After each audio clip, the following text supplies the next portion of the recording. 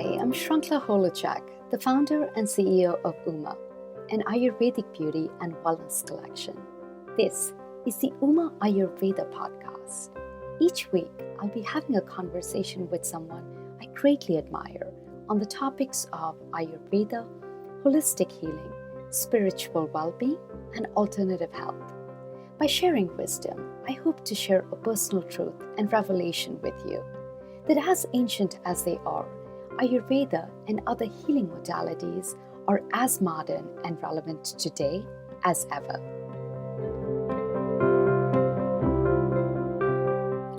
This week, Stacey Lindsay takes over as host of the UMA Ayurveda Podcast. Stacey talks with Eliza and Josh Peck. Eliza and Josh are the founders of the Dojo Upstate, a sound meditation retreat in upstate New York. Together, they create experiences which many call sound baths that take people on a journey of exploration, self-care, and healing. Their work is profound, and being that meditation is such a huge part of Ayurveda, we couldn't wait to learn more from them. So here it is, Stacey's conversation with Eliza and Josh Peck. Josh and Eliza, thank you so much for giving me your time. Thank you for having us. Yeah, thanks for having us here. And you're in beautiful the Hudson Valley, correct? Yes, that's right. Well, I'd love to start at the beginning. I know the Dojo Upstate is a sound meditation retreat and an ambisonic listening room, again, in the Hudson Valley. It sounds so idyllic. It's also a beautiful endeavor because you two are married and you've been creating these sound experiences and meditations together for more than 6 years. Take me back to the beginning. How did the love of sound and how did the Dojo Upstate come about for you two? Sure, it's really had a life of its own.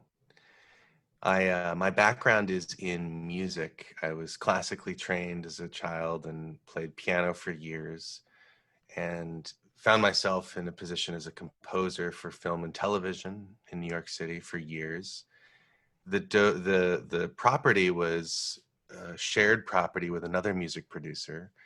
We had looked to create a weekend escape or during the week project-based artist studio. And so it evolved as a space primarily for production and privacy and just getting out in nature to create.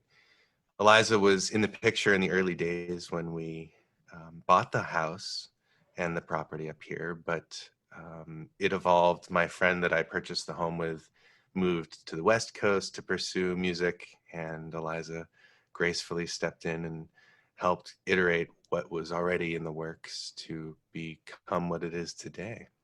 And we had started doing sound meditation together about 6 years ago, and a lot of it was doing sound meditations in converted yoga studios or various places that weren't necessarily created for sound. So there were creaky floors or there would be sirens going by because we were mostly doing stuff in the city. So we really wanted to create a space that was made for sound, where the intention of the space was really all about sound. And that's kind of where the beginnings of the dojo started. Yeah, and there's another element too, which was this desire to explore how to use technology to bring people closer and to create more of a shared experience that was visceral, that was more immersive. And so I knew immediately that I wanted to, I needed a space to explore this. You couldn't create spatial sound in headphones without the space, or in just a stereo image without, again, the room. So the room itself was employed as an instrument early on, as another tool for all of these different versions of composition, whether it would be for film or for an experiential kind of thing. And another interesting thing about the room is it has 22 channels of audio. Yeah, so there's 22 speakers built within the walls. And so a lot of the tech is hidden in this beautiful aesthetic that's still clean but not sterile like a recording studio necessarily. It still has a sense of inspiration for players that are in the room or for people who come in to have a listening experience. There's so much there to unpack. Sound meditation, really, in general, I'd love to, if you would describe what sound meditation is for our listeners, because I feel like we're hearing about it more and more, and it's becoming part of people's wellness routines in a sense, or a destination for people. Take me through the experience and what it is exactly.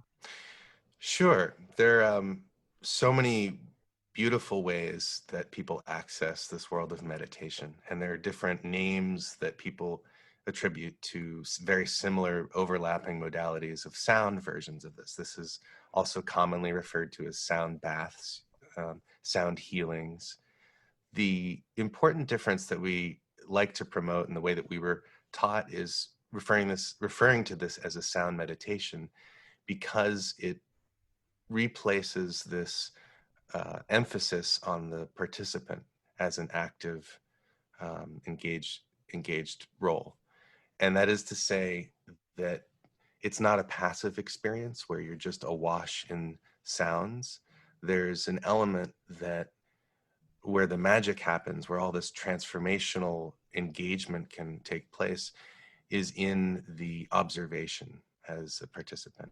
And so that means simply just noticing your feelings, noticing the change in moods that the different instruments can suggest or invite. So it's not also a healing in our practice as much as an opportunity to be healed, or to activate that inner wisdom, that inner knowing, that inner healer. That's incredible, because you would think maybe, okay, I'm going to go and I'm going to just passively listen to sound, but it is so much more to that. And I wanted to ask you what somebody's role is in the experience. And you started to talk about that a little bit, but can somebody be more engaged, or in a sense more active, during the whole sound meditation experience? Something we talk to people about is how to be an active participant in the experience. And one thing that you can do as a listener is have an intention going into the experience. To help with that, you can think of some things that you want to let go of, or some things that you want to welcome in. But having an intention really helps drive the experience and helps engage the person in some things that they may want to work on in themselves. It takes a lot of courage to go to these spaces of inquiry, of healing, and it's really what the person puts into it is what they get out of it. We also talk about ethos and how these different instruments are of a different ethos, meaning that some instruments may trigger sadness or nostalgia for somebody, whereas other instruments may trigger joy or happiness. So engaging with those emotions as they come up and just observing the emotions without judgment and without engagement, but sitting with them, allowing them to happen, allowing yourself to feel this, and go on that exploration.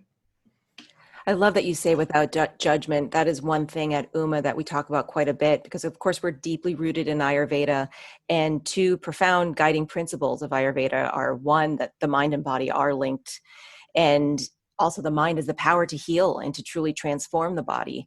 And we feel our part in this is being generous with yourself, I think, and allowing for that to be part of your life. I wanted to ask you, what is your take on that? And how do you feel that sound meditation can relate to that mind-body connectivity? I think a lot of these practices are devices for realigning with a deeper sense of awareness as a window into presence. And I think that's where you see this philosophy of mind-body connection as oneness. There's often a lot of immediate knowledge stored in the body, and somatic therapies and body knowledge that can unlock emotional issues that we store, whether we say that's in the mind or elsewhere. But they are very interconnected in our work. And I think the physical property of sound, the way that it requires a medium of air and transmission through the ear, moving this physical world to the electrical world, to the knowing world, to levels of consciousness, you have this ability to shape and affect reality by providing opportunity. And that's what Eliza was referring to when she says some instruments can suggest nostalgia or joy. there's an opportunity that sound presents to access both the mind-body states. So how can this fit in? How does this fit into modern life? Of course, we're going a million miles a minute. But if somebody were to say, gosh, this sounds amazing, but I don't know, how do I fit this into my life? Do you recommend once a week or just kind of exploring it here and there? How do you see it fitting in? I think so much about meditation and engaging in meditation is to really listen to your mind and your body while you're doing these experiences. So for one individual, they may do a sound meditation and then want to come every single day or once a week, whereas other people might want to engage once a month and will more slowly turn it into a practice. I think what's important is not getting to a point of frustration or of pushing oneself, but just allowing yourself to gently engage in the process of meditation. So I imagine this is incredible immersive experience where you're exploring consciousness. But what about after you leave the meditation? Is there a way to honor what you experienced and to essentially continue to reap the benefits of the experience? I think it's a good way of connecting the earlier question as well, which is like, how does this fit into modern life? You have an entry point, which I think is, again, just about awareness, about being in the shower with with the water coming down on your head and hearing that different sonic experience and having that be this opportunity again to drop you into a greater sense of presence. And similarly, on the way out, how do we integrate these experiences? That's where in most meditation practices or journeys or arcs of transformation, you have arguably the most challenging period, which is making meaning, bringing it back, changing the patterns. And I think with sound, a way to create integrative practices is simply to create quiet spaces for yourself, quiet spaces with conversations, such as simply being present with a friend or a family member without agenda, without queuing up your question while you're listening. That's something that I've learned in this work, is just a slowing down. Presence while listening. Mm-hmm. And that can be incredibly hard, as you say, queuing up questions while you're having a conversation with somebody. It's like it is probably one of the hardest things, I think, for human beings today, just as you said, to slow down. Are there ways that you recommend people in their day-to-day? I'm so curious because I need that very much in my life, to take a beat and to try and be more present. I think so much about being present is not living so much in the future. And we have this tendency to want to plan out our time or know what the next step is or know what we're going to be doing in 20 minutes, or while we're speaking to somebody, like Josh spoke about, having an agenda, or sometimes just wanting to engage with somebody is queuing up the next question.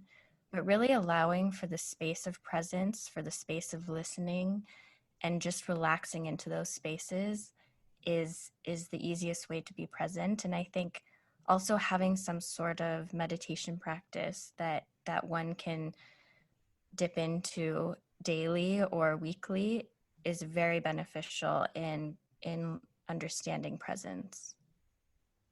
I think also that there's an interesting thread to follow with the uncomfortable subject of death. And I think there are moments I've explored just thinking more about death. There's a beautiful app out there called We Croak, and it's just they'll randomly text you throughout the day. I think it's 5 times a day, just a quote about death or a line of inspiration, or maybe it's a funny joke. And the point to be made is that in contemplating sort of arguably the greatest fear or the greatest unknown, we can bring a more forward sense of gratitude into each moment, and understanding and appreciation. I do this with my dog. I do this with Eliza. And I think it's a nice way to cultivate presence, is to contemplate death. Without sounding too morbid, I think. No, that's really beautiful. And stemming off of that too, I feel like there's a lot of beauty in the discomfort too, and there's a lot of discovery and information there as well. So whether you're contemplating death or you're just leaning into, again, if it's just, as we mentioned before, exploring your consciousness, that can be really, really scary for people. It is scary even if you've been doing it for a while. But also incredibly grounding, and there's amazing information there. What would you say to somebody who wanted to be brave, who wanted to do that work, let's say again through sound meditation, or just even starting a conversation with themselves, but they were scared? Any words of wisdom, of encouragement? I think I would start with just a question, which is, can you think of any time that there has been meaningful growth without challenge, without pain at times? And sometimes just this awareness, bringing up the fact that there's a strong correlation between challenge, weight, difficulty, and growth. In obviously Buddhist traditions, this is suffering. And to say, what's the opportunity you want here? This is a chance for you to explore, and there's no coercion. This is an invitation. And that's how I got involved. I just wanted to explore a higher potential version of myself, and we're continually learning. I think it's important in these conversations to reiterate, we're not any more of an expert than anyone else out there, and we're on our journey, and we're constantly human and fumbling through it at times, but that there's a grounding, an access point in the specific flavor of sound work that I find universally understandable. And using these moments of challenge or these moments of suffering as an opportunity for growth, there's so much fear in the unknown, and we're all kind of going through this unknown space together right now. And it takes a lot of courage and it takes a lot of bravery to dive into the unknown and to release yourself into it. Yeah, there's a lot of trusting, a lot of surrendering, allowance, acceptance. It's a lot of things that are easy to put into language, and we do it so frequently, particularly in the wellness world, that it tends to also soften the gravity of the meaning. But when you really sit with that, what is really surrendering to this experience, that's the call, that's the invitation. And people that answer that are well rewarded in any modality. I imagine you've met so many people through this beautiful work. Could you give me a story or two of someone who is profoundly transformed or benefited, a story you'd be willing to share about somebody who shifted from these experiences with you? As we spoke about earlier, a lot of what we talk to people about before doing these experiences is having an intention and really setting aside time to prepare for the experience. So what people get out of it is what they put into it. And the willingness to surrender, the willingness to explore themselves. We've had someone who was an alcoholic before they experienced a sound meditation, and their intention coming in was that they wanted to quit drinking alcohol. And they came for the experience, and they haven't touched a drop of alcohol since. We had somebody else who had some childhood trauma that they wanted to explore, and going back to that space of childhood trauma, recontextualizing what happened and being able to forgive herself and forgive the other people involved was a beautiful transformational experience. And I feel so proud of people who go there and just being able to hold space. What we like to do as facilitators is really get out of the way of the experience. We have so much love for each other, and we want to create spaces of love and nurturing and safety for people. So our role as a facilitator is to create this nest of safety and allow that person to really go in and explore those parts of themselves that can be challenging and scary.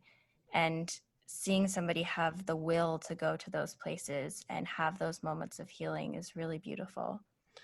Yeah, and I think it's also helpful to remember that it's really up to the participant in these spaces. It's all about permission. There's no magic bullet or prescriptive instrument to play to unlock something, or magical frequency in our philosophy that can do that.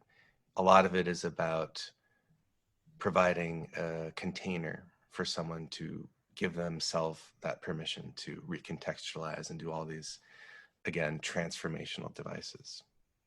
And it's some people just find it a relaxing moment to chill and unplug. It doesn't always need to have such gravity or require that. And from one experience to the next for the same person tends to be dramatically different. Well, I have to say it's just relaxing talking to both of you too. I'm a lot more relaxed than it was before we got on this call. So thank you so much. Where can people find you? I can't wait till I can make my way up to the Dojo Upstate in person. But in the meantime, where can we find your work online and learn more? So what we've been doing a lot lately is creating these live stream experiences with binaural audio. Maybe Josh can explain more about what binaural audio is, but it's been a way for us to translate these sound meditations right into your own home. Yeah, we're essentially using a lot of interesting technology that allows for the listener to feel as if they're vividly in the room when you're using headphones. And this is achieved by recording with a dummy head with 2 microphones in each of the ears. And this method essentially creates this vivid 3D landscape. So right now, as a way to visit us, you can visit us at the dojoupstate.com to learn more about our work. And this is also where we're hosting our weekly live streams on Sunday afternoons at 4 p.m. 4 p.m. Eastern time. Yeah. Amazing. Well, Josh and Eliza, thank you so much. And thank you for putting this beautiful work out there. It's shifting the world for sure. Great. Thank you. It's been a pleasure. Thank you. Thank you so thank much. you for having us. Thank you so much for listening. If you'd like more information on our guests and the additional references during our conversation, please visit us at umaoils.com. That is U-M as in Mary, AOILS.com. And please subscribe to the UMA Ayurveda Podcast and share. See you next time.